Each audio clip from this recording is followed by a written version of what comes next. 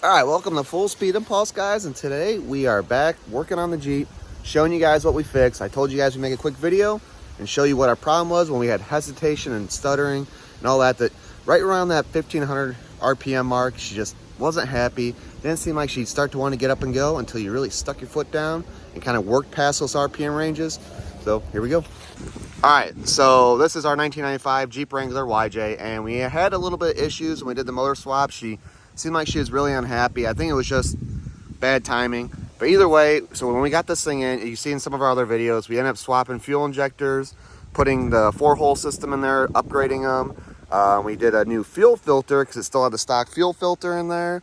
You know, obviously ignition, you know, that got all new stuff, you know, cap rotor and some spark plugs and all that good stuff, wires. And then, you know, we still weren't fixing that issue.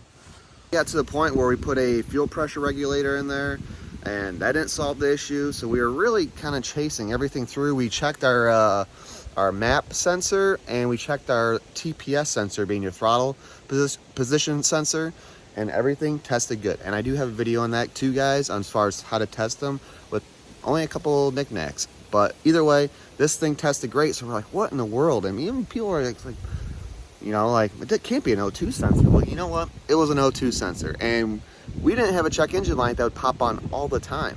And so it ended up being a freaking O2 sensor. And we swapped that out and got the fresh one in there, and she fired right up and ran good. So even though you might not have a check engine light coming on all the time.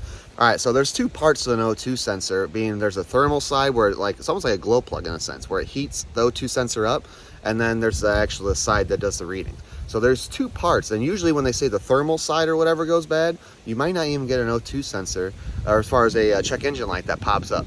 So there's a couple little knickknacks that, you know, might you know, cause you not to have a check engine light, but it is usually you're gonna get check engine light.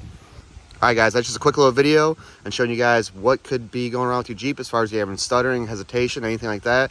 Fuel filter, fuel pressure regulator, map sensor, TPS sensor, obviously your ignition and tune-up, and then your O2 sensor are gonna be your real big hot spots. And obviously, I guess you got your fuel pump back there, but ours is still running good. But those are gonna be your hot spots as far as trying to troubleshoot on what's going on with your Jeep. Hope you guys enjoyed this video, and we'll see you later.